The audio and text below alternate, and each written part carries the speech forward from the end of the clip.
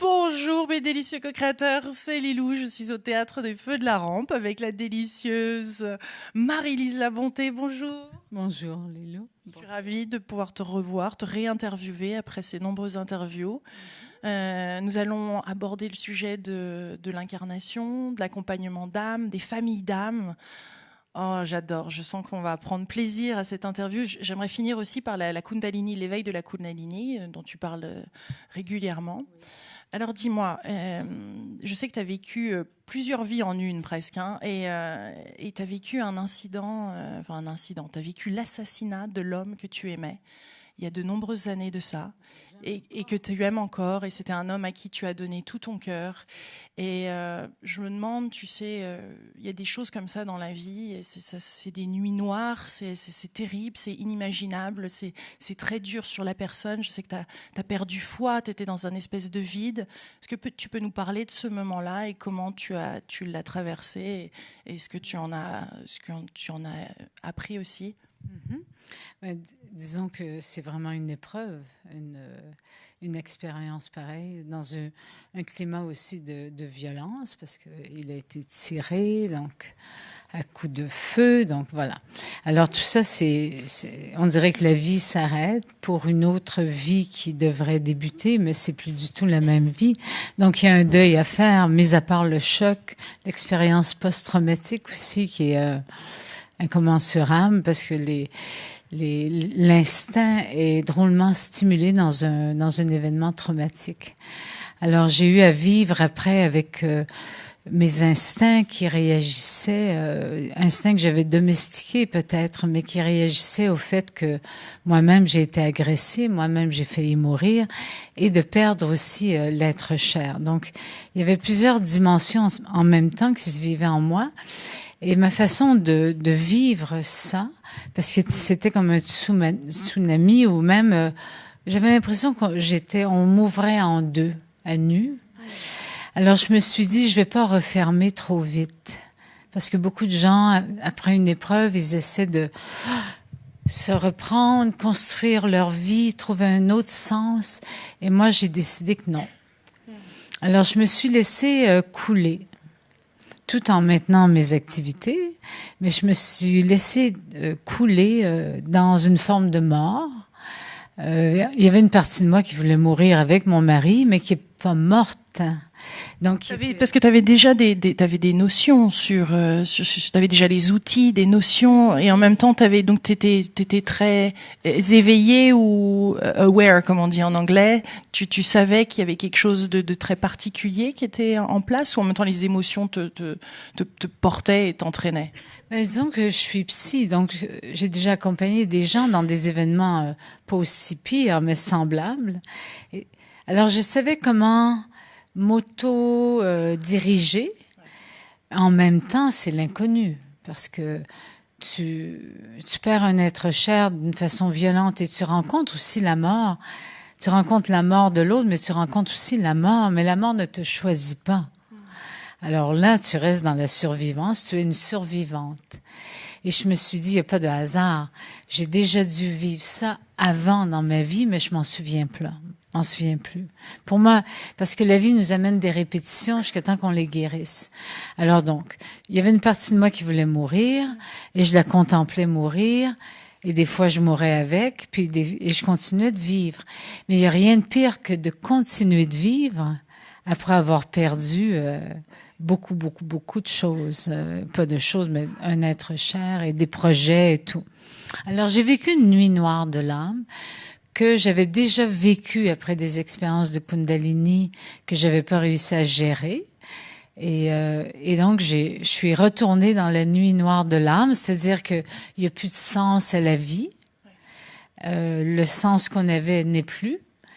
Et je vais pas chercher un sens à l'extérieur, je vais attendre que ça vienne de moi. Mais je ne savais pas si ça allait venir, et je l'acceptais. Je me suis dit, il se peut qu'il n'y ait plus de sens jamais à ma vie. Donc on verra quand je serai rendue à cette étape-là. Et donc je me suis laissée vivre sans sens. Et ça a pris Ça a pris du temps avant que le sens revienne, mais de ma profondeur. Ouais. Et un jour, ça a émergé. Et entre-temps, tu communiquais avec son âme ou tout? C'était même pas. En plus, moi, je suis médium assez connue au Québec, en Europe. Et non, je communiquais juste avec son âme dans les rêves, la nuit. Et je voulais me rendre dans le royaume des morts. Parce qu'il y a un royaume des morts. Puis je sais comment m'y rendre, mais on me refusait la porte parce que j'étais pas morte. Alors j'ai eu des rêves où lui il revenait du royaume des morts. Puis là je me disais, dis-moi, donne-moi les informations. C'est comme si j'avais besoin de comprendre qu'est-ce qui se passait dans le royaume des morts. Mais j'en avais pas. J'y avais pas droit. Le channeling, parce que tu as plusieurs systèmes de communication, toi, avec les âmes. Il y a rien qui fonctionnait dans ma relation avec mon mari. Au début, je me disais, c'est parce que j'ai trop d'émotions. Puis après ça, pourtant, je l'ai aidé vraiment dans le passage. En plus, il n'est pas resté accroché. Je l'ai vraiment aidé. Parle-nous de ce passage. Comment tu le vois, ce passage? C'est-à-dire que l'être humain donc meurt et qu'est-ce qui se passe? L'âme, comment tu vois cette âme? Qu'est-ce qui se passe? Ben, l'âme continue de vivre, évidemment, un autre plan. Sauf qu'il y a des étapes. Elle se détache petit à petit. Parce que lui, en plus, il y a eu un choc, il a été attaqué, donc il est mort violemment. Alors, au niveau de... Puis en plus, à la clinique, ils m'ont laissé 6 heures avec mon époux. Donc, j'ai pu faire tous les soins que je fais à l'accompagnement des mourants, énergétiques. Mais j'ai traité certains centres d'énergie où il y avait encore de la peur. Parce qu'il y a eu peur, c'est clair. Hein? Il a souffert un peu aussi avant de mourir. Donc, j'ai tout traité, j'ai tout nettoyé, mais j'avais le temps. Dieu merci. Et je buvais de l'eau parce que il fallait que j'élimine les déchets aussi, parce qu'il y avait plein de toxines dans toute la libération de son âme. Et étape à étape, il montait. Mais il y avait à faire ses adieux à son fils, à sa famille. Donc, j'attendais. J'étais assise à côté de lui, à côté de la dépouille, puis je continuais. Puis la dernière étape, ben, c'était l'étape ultime où, mais ça, je suggère pas à personne, mais comme c'était mon époux, j'ai accepté de la vivre. Et donc, je me suis couchée à côté de lui et j'ai tout soutiré ce qui restait de ces cellules de toxines. On rentre vraiment dans le vif du sujet là. C'est ça a l'air étrange. Non, c'est que c'est merci de te livrer si intimement et d'avoir et tu le fais dans tes livres et là dans cette interview parce que on n'en parle pas de ça normalement. C'est pas très courant en plus c'est la première interview de la série et boum on rentre direct dans le vif du sujet et je sais que tu as aussi traversé avec des émotions mais c'est comme ça que tu l'as vécu et ouais. Mais là, tout ce temps-là, moi, j'étais en état de grâce parce que j'aidais mon époux, que j'aimais inconditionnellement. C'est le seul homme que j'ai réussi à aimer conditionnellement. Et voilà. Donc, j'agissais, j'étais guidée en plus. Donc, la dernière étape, c'est de soutirer tout ce que j'arrivais pas à enlever. J'ai dit, moi, je vais le prendre sur moi, puis là, tu pourras t'élever. Donc, j'avais une masse sur moi et lui, il s'allégeait complètement. Et là, il est parti et on m'a dit, tu peux plus le suivre, tu n'as plus le droit de le suivre. Aïe, aïe, aïe. Donc là, moi, je suis rentrée dans mon deuil. Mais avant, j'étais pas dans mon deuil. C'est quand j'ai pas pu le suivre que j'ai compris que c'était vraiment terminé. C'est ça un accompagnement d'âme? Pas autant détaillé, parce que là, jamais je parle ça dans mes livres ou mes séminaires. Là, à toi, je le confie, puis aux lecteurs. Aux milliers d'internautes et de personnes dans la... Aux milliers? Bon, enfin, je suggère pas ça à personne. Premièrement, ils ne permettent pas ça dans les cliniques. Hein. Là, la mère d'un de mes amis vient de mourir, une grande amie à moi, il y a 2 jours, subitement, puis il la voit à travers une vitre. Donc, c'est pas permis. Sauf qu'en République dominicaine, ils ont compris. Et je les remercie. Hein. Vraiment, j'ai pu aller jusqu'au bout du bout du bout. Après, par contre, waouh.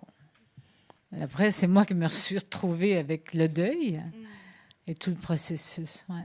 Est-ce qu'il y a un moment, au moment où la vie est re-rentrée en toi, je suppose, où ce vide est devenu plein, où il y a eu qu'est-ce qui s'est passé à ce moment-là? Qu'est-ce qui a fait ce déclic-là où tu as repris vie pleinement, voire même tu en es sorti transformé, d'après ce que j'ai compris? Ah oui, complètement. Mais j'ai eu plusieurs déclics. Ça s'est pas fait. Ça a été échelonné sur des années, finalement. Mais j'ai reçu beaucoup d'amour parce que je donnais des conférences. Après la mort de mon époux, j'ai continué, moi, des tournées de conférences et je recevais beaucoup d'amour. Et je m'occupais de la partie de moi qui vivait le deuil. Et après, j'ai eu des déclics. À un moment donné, un autre homme voulait que je rentre dans sa vie. Et moi, je disais non, non, non, pas après la mort de mon époux. Et là, j'ai eu un rêve, toujours les rêves chez moi, qui m'annonçait que j'aurais un cancer du sein si j'ouvrais pas mon cœur, mais aussi direct que ça. Et j'avais mal au sein droit. Alors j'ai dit, en sortant du rêve, je me dis, je pense que je vais ouvrir mon cœur. Et j'ai ouvert mon cœur à cet homme avec. Décris-nous l'ouverture de cœur. Mais c'est-à-dire que je l'ai appelé, et j'ai dit, je suis prête. C'est passé par l'action, d'accord, ok. Je suis prête à aimer. Oui, j'ai compris le message, hein, crois-moi, j'ai pas lésiné et la douleur aussi a complètement disparu. Donc c'était une prise de décision comme ça. Son cœur, on peut l'ouvrir comme ça. Ben, c'est-à-dire que là, ça faisait assez longtemps, ça faisait 2 ans que je le fermais. Et lui, il était là. Bon, alors donc on a fait 13 ans de vie ensemble après. C'est beau. Il est toujours vivant, lui. Non, mais c'est vrai. On n'est plus ensemble. Tu le connais d'ailleurs. Mais sa maman vient de décéder, là. C'est drôle. Enfin, voilà. Reparlons de cet accompagnement d'âme, de ces blessures. Donc pour toi, on vient là sur Terre pour aimer et nous avons des blessures d'amour, en fait. Oui. Mais c'est-à-dire que là, tu as vécu quelque chose de traumatique, de traumatisant, enfin de très dur. Et ça, c'est fait pour que ton âme, à toi, s'éveille encore plus vers l'amour. Ah, totalement. Ah oui, oui, parce que après ça, tu dis, il y a quoi de pire que ça? Oui, le perdre d'un enfant, mais j'en avais pas à perdre, j'en avais pas. Donc, il y a quoi de pire que ça? Mourir, je pense, c'est plus facile que perdre un être cher. Et ça, c'est drôle. J'ai toujours senti toute ma vie. D'ailleurs, c'est pour ça que j'ai accompagné plein de gens qui perdaient des êtres chers, comme si je savais que j'aurais ce test. Je ne souhaite pas à personne, mais un test qui m'attendait. Alors, évidemment, moi, j'ai émané de ça transformé. J'ai eu un déclic. Après ça, j'en ai eu un autre. Et un jour, j'ai eu un autre rêve. Et là, je suis sortie de ce rêve. Je me suis réveillée le matin. Et la joie m'habitait. Point à la ligne. J'avais plus de... Ah non, je sais pas, j'ai atteint un autre état dont je parle sur une vidéo que j'ai faite sur le bonheur. Et on sent ça chez toi, tu vois, je t'ai rencontré, on était à La Réunion récemment, avec Guy Corneau aussi, que tu apprécié, vous êtes très proches. Je t'ai rencontré à plusieurs endroits comme ça, et à chaque fois, tu as cette joie, il y a cet amour qui est là, il y a cette présence, il y a quelque chose en toi qui est très agréable, et on sent que tu as lâché, je veux dire, on sent que tu as lâché quelque chose. On sent pas l'ego, il y a un truc, il y a cette féminité qui est présente. Donc, quelle serait, je veux dire, parce qu'on n'a pas tous, j'allais pas dire la chance de vivre des expériences traumatisantes, parce que c'est pas le cas. Je veux dire, on est chacun des expériences difficiles à vivre, plus ou moins difficiles. Il semble que pas toutes les âmes n'aient de la même dureté des épreuves non plus. Donc, comment tu vois cette incarnation? C'est quelque chose qui serait prédécidé?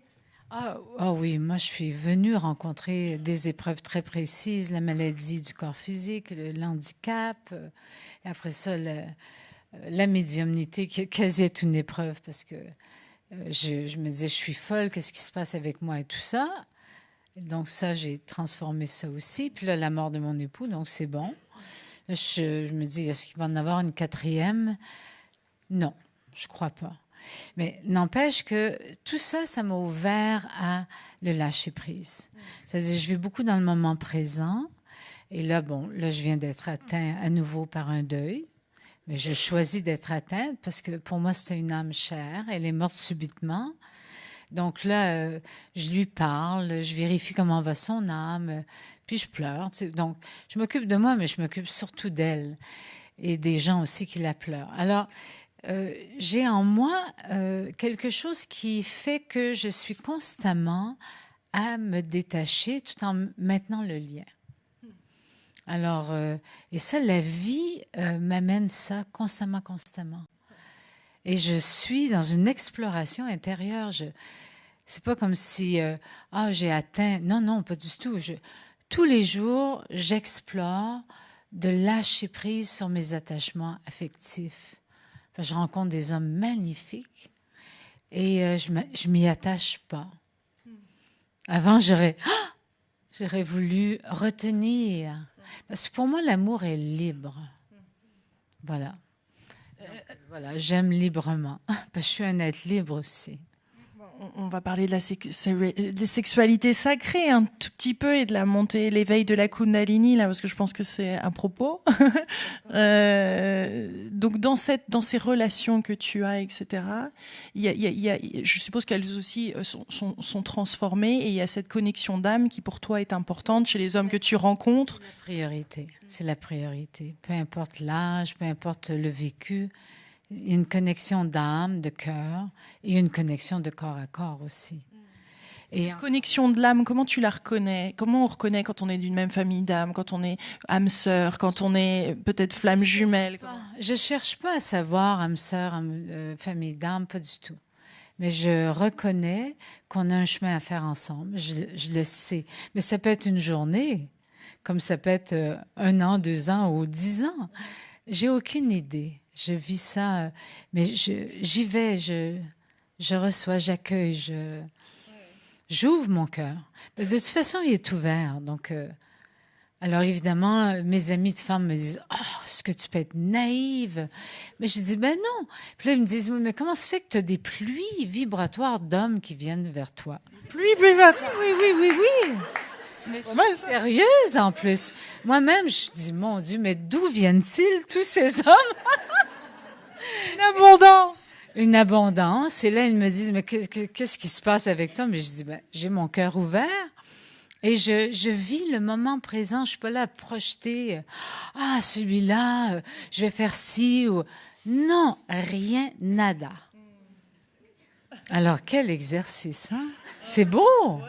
Oui, je vais. Mais dans la, non, mais c'est intéressant qu'on apprenne ça aussi de toi, cette vibration que tu sens, cette connexion quand tu es supposé écrire peut-être un livre avec quelqu'un, un projet ou je ne sais pas, un partenaire de vie ou juste un partenaire du moment.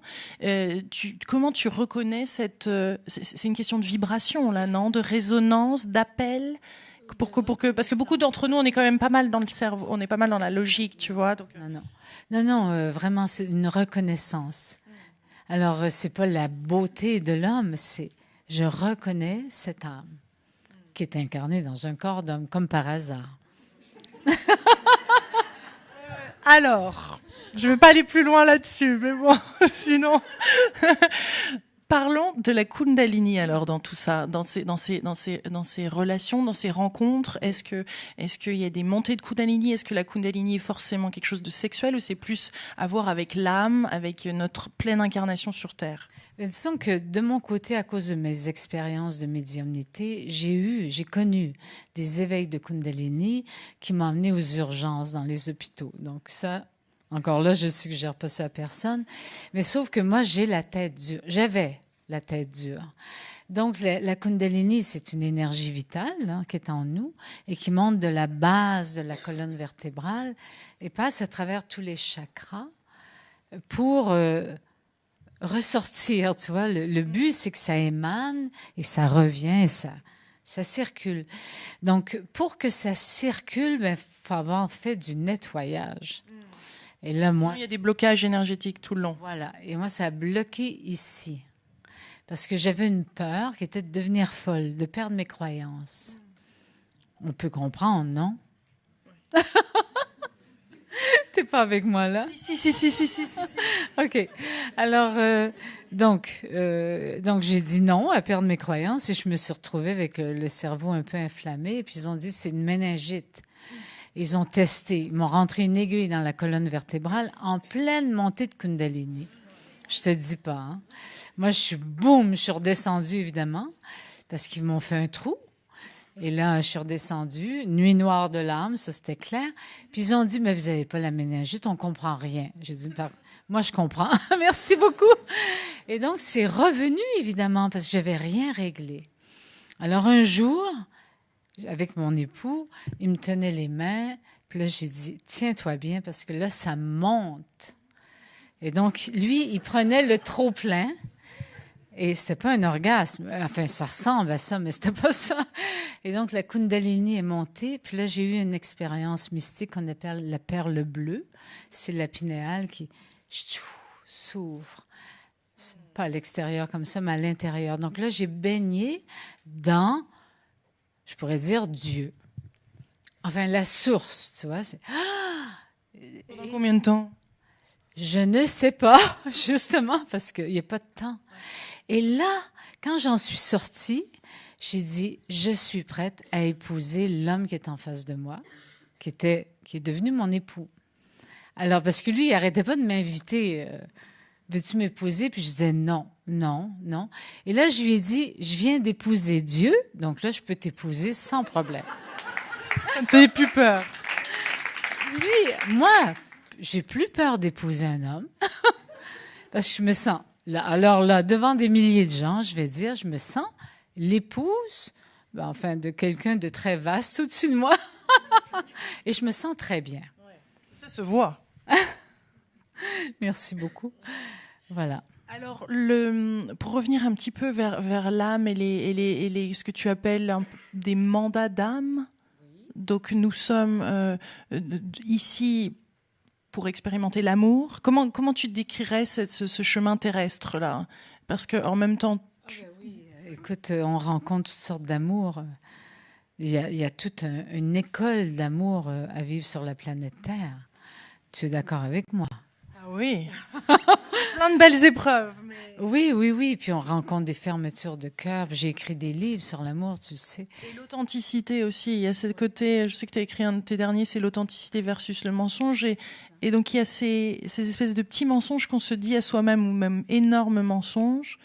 Dans quel but, en fait? Parce que ça nous retient de notre évolution. On a ces cuirasses, comme tu les appelles, qui nous protègent. Mais entre guillemets, qui n'est pas là pour cette pleine évolution et se vivre complètement une expérience extraordinaire sur Terre. Non, les cuirasses, ça nous renferme. Finalement, on pourrait vivre sur Terre très protégé, comme ça, puis être fermé, puis on pourrait aussi vivre ouvert. Donc, alors c'est un choix quelque part. À un moment donné, tu as visité toutes tes blessures, tu as visité les blessures de tous tes conjoints, et tu te dis, c'est bon. Tu sais, ça suffit, parce que sur Terre, c'est toujours la même chose. Donc, allons explorer la dimension du divin, toujours en étant bien incarné, évidemment, parce que sinon, c'est ennuyant. Donc là, on va explorer le divin en étant incarné. Et j'ai réalisé, je peux parler de on, que finalement, c'était très facile de guérir ces blessures, c'était d'arrêter de souffrir des blessures. C'est-à-dire, parce que sinon, quelqu'un vient, puis tac, il va stimuler ta blessure, puis là, ça y est, pauvre de moi. C'est sans fin. Ça, c'est un cercle vicieux. Et j'ai compris, moi, je souffrais de la blessure d'abandon. Et quand j'ai compris ça, quand j'ai guéri cette blessure, je sentais vraiment que j'aidais plein d'autres gens, sans les connaître, à guérir de leurs blessures d'abandon. C'est-à-dire que les événements viennent, mais n'impactent pas, parce que finalement c'est notre réaction qui importe face à cet événement. C'est pas tant l'événement lui-même. C'est pas l'événement, parce que le fait est le fait, toujours. Je peux pas changer le fait, mais je peux changer comment moi je perçois le fait. Et c'est là que je peux agir. Et une fois que j'ai agi, là je continue d'agir de façon vers un amour inconditionnel. C'est le but de mon incarnation. Donc, de notre incarnation à tous? Ça, je sais pas. Moi, c'est le mien. Évidemment qu'on est là pour l'amour, mais il y a des nuances différentes. Certains, ça va être autre chose. Tandis que moi, c'est l'inconditionnel. Donc, quand tu apprendras ma mort, tu sauras que j'ai atteint mon but. Ah Ah oui, alors ça c'est une très bonne question parce que tu vois, le docteur Wayne Dyer que j'adorais, que j'ai eu l'occasion de rencontrer, tout ça, est parti si soudainement à l'âge de 75 ans cet été. Et on entend ça souvent, oui, une fois que l'âme non mais une fois que l'âme a réglé certaines choses ici sur Terre et que la mission de la personne est finie, en gros, psut, il part. Est-ce que c'est quelque chose comme ça ou est-ce que pourquoi d'un seul coup c'est check out, on meurt? Quelquefois, l'âme a autre chose à faire ailleurs. A autre chose à faire ailleurs. Comme par exemple cette amie qui est morte subitement. Depuis un an, je sentais qu'elle s'ennuyait un peu sur Terre et qu'il y avait des conflits qu'elle n'avait pas réglés, évidemment. Mais par contre, elle travaillait pour transmuter ces conflits-là. Mais comme ils étaient deux, elle travaillait sur elle pour les transmuter. Et elle faisait un travail, comme cet été, elle me disait, je suis seule chez moi. Et je disais, mais qu'est-ce que tu fais seule chez toi? Elle me dit, j'apprends à être seule, à accueillir la solitude. Finalement, elle se prépare parce qu'on est seul quand on meurt. Hein, c'est une réalité. L'âme, la solitude est inhérente à l'âme. Même si on est entouré de tous nos anges, etc., il y a quand même un moment que l'on se met au monde à la nouvelle vie. Donc, c'est magnifique. Donc, ça, c'est à apprivoiser. Quelque part, donc en acceptant la mort, en étant face à ça et en le voyant pleinement, on peut vivre encore plus. C'est-à-dire que la vie nous prépare à la mort, mais c'est quelque chose de joyeux et non morbide. Tout à fait. Et pour moi, la vie et la mort, c'est la même vibration. Alors évidemment, ce que je pleurais il y a quelques heures, c'est les attachements que j'ai à cette personne. En même temps, je suis très contente pour elle. Tu vois, c'est ça, aimer vraiment, librement. Si quelqu'un décide d'aller, mais pourquoi pas? On peut pas tout comprendre, nous, de notre point de vue. Donc, c'est magnifique d'être dans le mystère. Et j'ai l'impression que cette amie est partie, même si ça a l'air terrible d'être tombée seule dans la rue, elle est partie dans son chemin de vie, de l'autre côté. Ça a l'air facile à dire, hein, mais voilà. Magnifique. Écoute, j'ai plein d'autres questions. J'ai envie de te poser des questions par rapport aux familles d'âmes et tout ça, mais je suis très satisfaite de cette interview. Je te remercie énormément. C'est d'une beauté et d'une ouverture qu'on a rarement comme ça le privilège de voir, d'entendre et de pouvoir partager aussi avec plein de personnes. Donc merci Marie-Lise. Merci. Merci à vous mes délicieux co-créateurs. Gros bisous. À très vite. Merci.